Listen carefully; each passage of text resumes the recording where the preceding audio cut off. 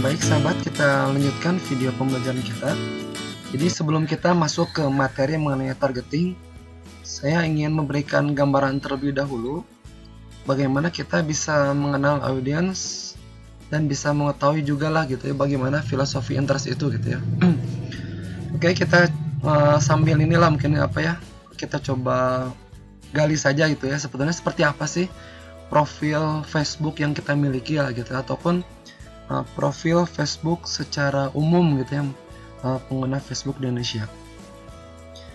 Kita masuk saja ke FB kita, ke FB saya nih ya. Nah ini FB saya, FB pribadi saya nih. Jadi kita akan coba gali, kita coba lihat seperti apa sebetulnya informasi yang terekam dalam Facebook profile. Namun sebelum ke sana, sebetulnya ide ini adanya tuh setelah saya membuka yang namanya Facebook Ad Preference. Oke, kita langsung saja masuk ya. Nah, teman-teman bisa lihat Ad Preference Facebook teman-teman di alamat facebook.com/ads/preference/edit. Jadi ini adalah dasar Facebook ketika Facebook akan menampilkan iklan orang yang beriklan gitu ya. Jadi ketika ada advertiser yang beriklan, kemudian mereka menentukan targetingnya, nah kemana-mana saja target itu akan ditampilkan, dasarnya itu ad preference.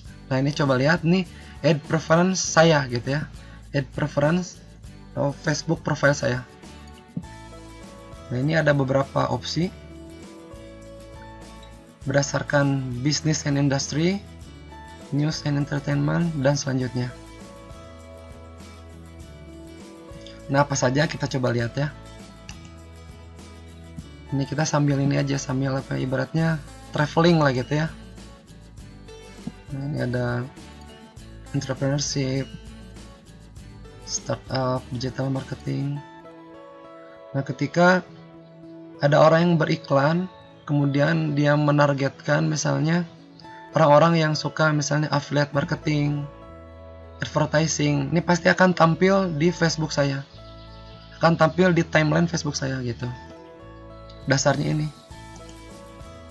Ada yang menargetkan misalnya preschool, web design, nah gitu ya, mobil Suzuki gitu ya, sales, PayPal ini. Jadi teman-teman bisa lihat ad preference Facebook teman-teman seperti apa. Nah ini ya, dibuka saja. Ini untuk menambah wawasan, menambah insight kita gitu ya. Nah ini YouTube.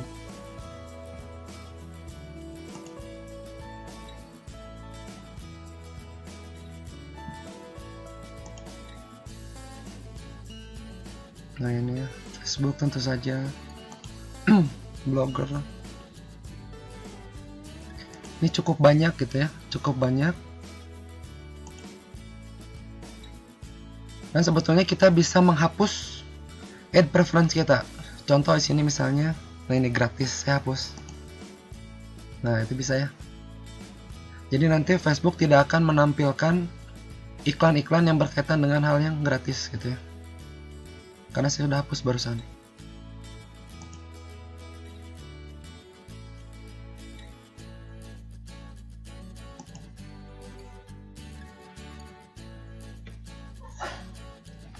Nah ini ya. Tetapi hal ini menjadi menjadi batal ketika misalnya kita melakukan targeting dengan teknik kemiripan atau look-alike audience yang mirip. Jadi Facebook tidak melihat ini lagi, tetapi berdasarkan kemiripan audiens yang sudah dimiliki oleh advertiser. Ini menjadi batal. Nah, jadi meskipun dasarnya adalah ad preference ini, tetapi bisa jadi kita tetap menjadi, misalnya ini teman-teman semuanya hapus karena teman-teman nggak mau menjadi target dari pengiklan. Tapi itu tidak menjamin teman-teman tidak mendapatkan iklan di timelinenya, karena Facebook menyatakan demikian. Karena bisa jadi frekuensi iklan untuk tema-tema tertentu menjadi berkurang, tetapi jumlah iklan yang akan ditampilkan tetap. Itu bahasanya seperti itu ya. Nah itu biasanya tetap kecantol lah gitu ya, tetap keambil ketika misalnya si advertisernya dia menggunakan targeting dengan teknik lookalike audience gitu.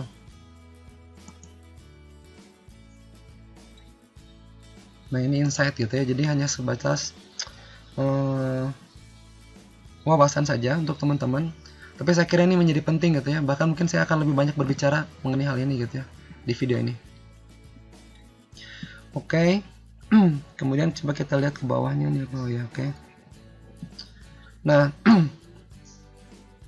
tadinya sebetulnya saya penasaran gitu ya, bisa nggak kita itu lihat add preference profile Facebook yang lain.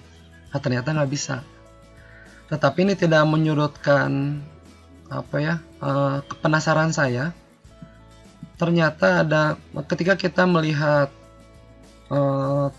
tab about dalam Facebook profile, sebetulnya ada ada semacam persamaan lah gitu. Ada persamaan antara add preference dengan tab about dalam Facebook profile kita. Ini saya buktikan ya. Nah ini Facebook saya supaya ini tidak mengganggu privasi orang lain gitu ya. Nah jadi saya buka saja. Meskipun ini privasi sebetulnya, cuman nggak masalah karena teman-teman pun tetap bisa melihat tab about saya ketika masuk ke Facebook saya gitu ya. Jadi kalau mau kepoin tetap aja bisa gitu ya. Nah ini. Nah kita coba dulu, ini buka dulu ya misalnya. Oke cukup lah. Nah, dengan pola yang hampir sama dengan add preference barusan, kita coba lihat juga profil sebuah FB teman-teman lah gitu ya, dari tab about-nya. Nah ini besar kemungkinan ketika ada orang yang jualan kaos Persib dengan menargetkan orang-orang yang suka Persib, dalam targetingnya saya pasti kena. Ini udah jelas ya gitu ya.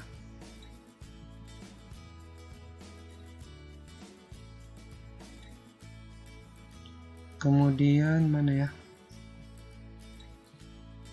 Likes mana ya? Likes.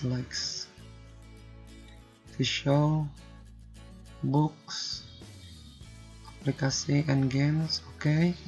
Nah ini ya, likes. Ini tuh fanpage yang pernah saya like.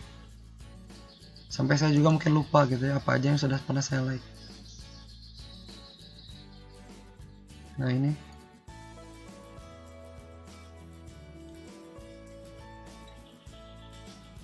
Ini sebetulnya nanti akan kita bahas juga ketika membahas targeting. Teknik ketika kita pusing atau ngerasa stuck untuk menemukan target interest. Bisa dengan cara seperti ini. Teman-teman nggak perlu tulis semua, hanya dengan scanning saja gitu ya, kira-kira apa yang cocok dengan produk jualannya, ada relevansinya baik langsung maupun tidak langsung. Nah gitu ya, scanning saja gitu ya, kira-kira oh ini cocok, oh ini cocok, oh ternyata orang ini suka berkunjung ke fanpage seperti ini gitu ya. Logikanya gini lah teman-teman. Sebetulnya setiap orang tuh mewakili karakter tertentu atau mencerminkan sosial budaya tertentu.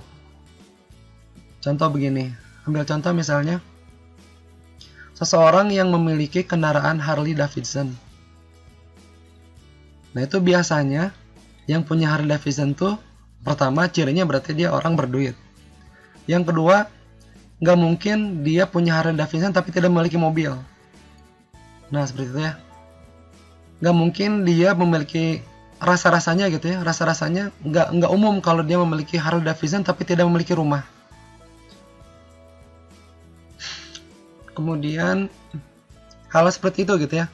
Jadi ini saya ingin membangkitkan intuisi lah gitu ya, intuisi bagaimana kita mengenal pasar, bagaimana kita mengenal audiens gitu ya. Nah, gini ya. Orang yang senang ke masjid biasanya senang ada kemungkinan dia senang sarung, senang berpeci, senang misalnya membeli Quran misalnya gitu ya, senang membaca Quran. Kemudian dia memfavoritkan misalnya ustadz-ustadz tertentu. Nah, seperti itu ya. Jadi coba digali atau dibiasakan menangkap intuisi-intuisi seperti itu. Nah, tujuan saya dalam video ini seperti itu gitu ya. Jadi coba kita men-trigger lah gitu ya. Saya ingin men-trigger teman-teman agar mengenal audiens di kita gitu ya. Oke. Nah, kabar kurang baiknya gitulah bahwa audiens di Indonesia ini seperti ini, teman-teman lihat di sini ya. Karena karakter orang Indonesia itu kan pakai wuh gitu ya. Jadi orangnya nggak enakan gitu kan. Mudah kasih like, mudah ngasih like gitu ya. Ini menjadikan ketika kita melakukan targeting berdasarkan interest itu menjadi agak terlalu banyak datanya nggak bersih lah gitu ya. Datanya tuh kurang spesifik gitu ya. Jadi karena mereka itu atau audiens Indonesia itu terlalu mudah memberikan likes, jadi konsistensinya itu kurang terlihat. Misalnya gini, dia senang sepak bola, fansnya Inter Milan gitu ya. Inter Milan itu kan di Liga Italia, tetapi bisa juga dia itu menyukai misalnya Juventus, menyukai juga misalnya Lazio. Nah, seperti itu. Jadi nggak konsisten gitu kan. Idealnya kan yang namanya fans itu dia ada loyalitas kan gitu ya, jelas lah gitu kan keberpihakannya lah gitu ya. Nah, ini berbeda konon katanya dengan karakter audiens di luar negeri. Nah, ini saya kurang paham juga karena saya belum pernah bermain atau berjualan untuk pasar luar negeri. Cuman yang saya rasakan memang demikian gitu ya. Jadi konsistensi audiens di Indonesia seperti itu. Oke, saya rasa untuk gambaran insight mengenai audiens ini cukup. Saya ingin berpindah juga ini mengenai ini sebetulnya cocok saya katakan sebagai materi pra-targeting gitu ya. Makanya ini saya letakkan sebelum kita melakukan targeting. Saya ambil contoh. Ketika teman-teman yang sudah beriklan gitu ya, dia teman-teman misalnya menyasar orang-orang yang bonafit, yang memiliki penghasilan tetap misalnya gitu kan, atau tingkat penghasilannya cukup baik gitu ya. Dalam bayangan teman-teman misalnya ingin, oh ini cocoknya sepertinya orang yang membeli produk ini adalah seorang direktur. Nah, ketika teman-teman misalnya menyasar behavior dari demografi itu, kalau profesi job title-nya direktur, ini menjadi bias ya. Ini akan saya buktikan. Contoh di sini direktur. Direktur. Tuh, ini udah keluar ya. Direktur PT Mencari.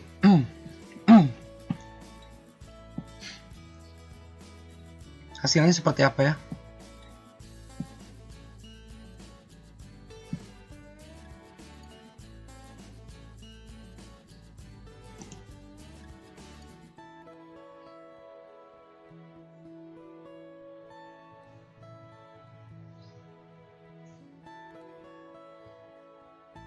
Nih hasilnya. Ketika teman-teman menyasar orang dengan profesi direktur lah gitu ya, hasilnya direktur nih PT Mencari Cinta Sejati. Kemudian seperti ini gitu ya. Kebayang yang teman-teman targetan itu sebetulnya orang yang memang munafik gitu ya, tapi ternyata hasilnya seperti ini. Nah ini, jadi hasilnya kemungkinan bakal sedih gitu ya, mohon maaf gitu kan. Dari fotonya pun kurang meyakinkan kan gitu ya. Atau misalnya tuh ini ada tuh direktur PT Mencari Jodoh, direktur PT apalagi Mencari Ridho Allah. Jadi bias gitu ya. Yang kita maksud sebetulnya direktur sebuah perusahaan yang bonafide, yang menunjukkan gambaran orang yang memiliki kemampuan beli gitu kan, tetapi hasilnya seperti ini. Nah itu karakter audiens di Indonesia gitu yang perlu kita kenali gitu kan. Kemudian misalnya kita menyasar kalau umur kita relatif cukup baik ya, kita menyasar umur, kemudian status. Karena kalau status misalnya ada orang yang sudah berumah tangga, bersuami, beristri, itu statusnya pasti jujur gitu ya, punya suami, punya istri. Tetapi kalau statusnya dia masih janda atau duda, nah kemungkinan bukan janda atau duda yang munculnya, tetapi single gitu ya. Nah biasanya seperti itu. Jadi kalau status relatif lebih akurat lah gitu ya. Makanya itu nanti kita gunakan juga dalam penargetan dan bisa lebih baik lah gitu. Oke, itu diantara yang perlu kita ketahui lah gitu, bagaimana karakter audiens di Indonesia. Kemudian saya ajak juga nih teman-teman yang terakhir materi di video ini mengenai ini ya, saya bukakan langsung.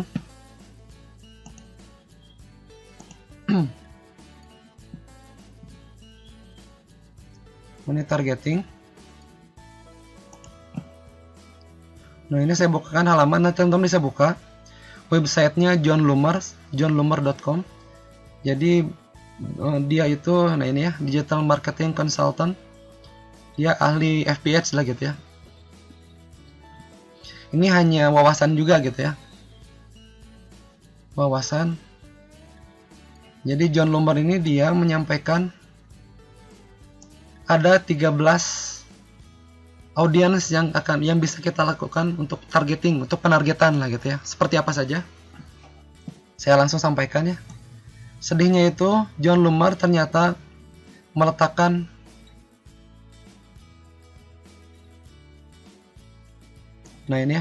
meletakkan interest dalam prioritas terakhir. Sedangkan kebanyakan di kita, advertiser kita itu awalnya kan selalu pasti mengejar targeting interest. Nah ini hanya untuk insight saja gitu ya. Lalu apa yang baiknya kita lakukan sebagai penargetan? Nah ini selewat saja sekilas ya. Kita masukkan targeting itu website. Menurut John Lumer gitu ya. Yang pertama website. Kemudian section di web yang dimiliki. Gitu ya. Kemudian seluruh pengunjung website. Itu nomor 3. Kemudian email list, daftar email yang dimiliki, itu nomor 4. Ini masih mirip ya, email juga. Kemudian fans, dari fan page nya. Nah ini nomor 7, look alike audience. Yang ke-8, behavioral targeting. Nah di kita sebetulnya ini belum terlalu ini ya. Yang tadi sebenarnya kalau behavioral targeting di kita masih bias sebetulnya. Kemudian 9 ini friend. 10 lookalike audience. Demographic. 19 behavior. 13 baru interest. Yang terakhir interestnya. Kita sedangkan kita kebanyakan masih berkutat interest gitu kan. Tapi John Lumer menyampaikan seperti itu. sebelum targeting mungkin saya akan tambahkan satu video bagaimana kita masih mengenal audiens, tetapi ini karena udah terlalu lama, kita lanjutkan di video selanjutnya. Salam sukses berkah untuk kita, amin.